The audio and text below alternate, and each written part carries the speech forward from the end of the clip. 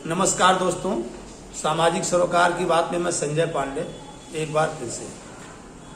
आपने पिछले दिनों देखा होगा समाचार पत्रों की हेडलाइनों को, जो कि आप पूरे देश में कहीं से भी आप 2-4 राज्यों में अगर आप देख लें, आप उत्तर प्रदेश से लेकर के और महाराष्ट्र तक के पेपरों में उनकी जो हेडलाइनें हुआ करती थी, उसमें यूपी में लिखा रहता था कि मुख्तार अंसारी के अवैध निर्माणों पर चला बुलडोजर। फिर आप अतीक अहमद के साढ़ू के निर्माण पे चला बुलडोजर, या अगर आप एमपी में आ जाए तो कंप्यूटर बाबा के आश्रम पे चला बुलडोजर। और वहीं पे एमपी में ही भोपाल के एमएलए मोहम्मद आरिफ के स्कूल में उनका जो कॉलेज था उससे वहाँ चला बुलडोजर।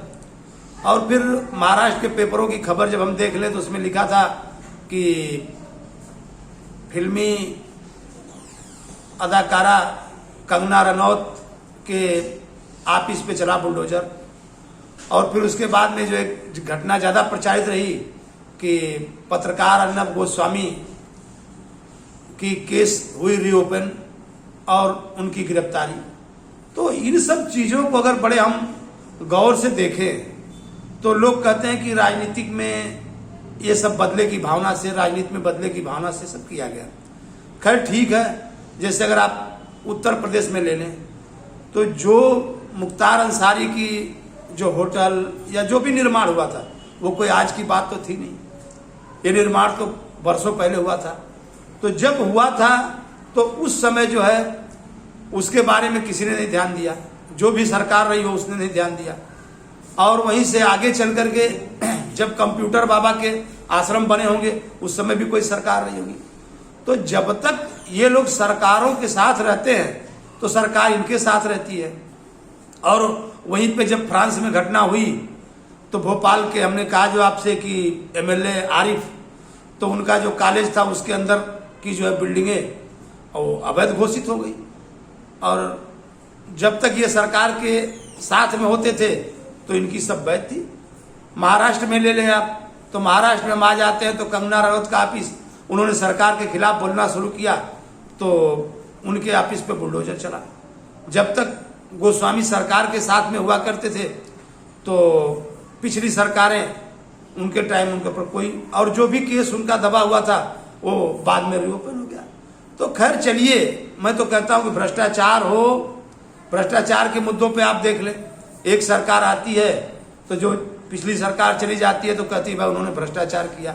हम तो कहते हैं बड़ी अच्छी बात है, ऐसा होना ही चाहिए, क्योंकि जो भी सरकारें हैं वो जब तक रहेंगी और उनके बाद की जो सरकार आएगी तो कम से कम इसी बहाने आम जनता का तो काम हो जाए।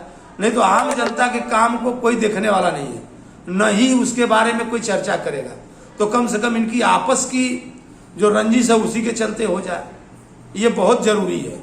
एक दूसरे का अगर ऐसे ही चिट्ठा खोलते रहे तो अच्छी बात है। तो राजनीति में आप देखेंगे कि जो भी आए वो कहेंगे हम सही है वो गलत है, ये सही है वो गलत है। और उसी में आप देखेंगे कि पुलिस के बारे में होता है कि पुलिस ने ऐसा किया, पुलिस ने वैसा किया। हमको तो नहीं लगता है कि उसमें पुलिस का कोई रोल है, क्योंकि पुलिस तो बेचारी, अभी आप कह देंगे कि आपने बेचारी कैसे कह दिया। तो पुलिस का जो रोल है, पुलिस तो जो भी सरकार है जिस हिसाब से करती है, सरकार के जो दिशा निर्देश होते हैं उनको पालन करना पुलिस का काम होता है। अभी मैं आपको बहुत पुरानी घटना बता दूं, 2 जून 1995 में उत्तर प्रदेश में गेस्ट हाउस में उस समय के तत्कालीन मुख्यमंत्री और सुश्री मायावती जी के बीच कुछ वहाँ पे जो है मीटिंग चल रही थी, और उसी समय उनके साथ कुछ, मायावती जी के साथ कुछ अभद्र व्यवहार हुआ।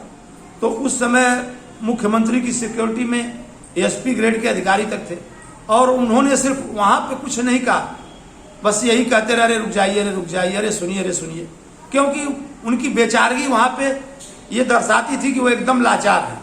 लेकिन फिर जैसे ही सत्ता परिवर्तित हुई, जब मुख्यमंत्री बदल गई तो उसके बाद उसी पुलिस की आवाज बदल गई। तो इसमें कोई ऐसी बात नहीं है कि जिसको हम इतना हाय तौबा मचाएं। और आज के दौर में हम तो कहते हैं कि बहुत अच्छी बात है, जो भी है उसमें आम जन की ही भलाई है। और लोग इसी बहाने कम से कम आम जनता भी जागरूक होती रहेगी और लोग जो है उसको सही ढंग से मानेंगे। खैर चलिए, फिर हम इसी विषय पे या और विषयों पर आपके साथ हम आगे बने रहेंगे।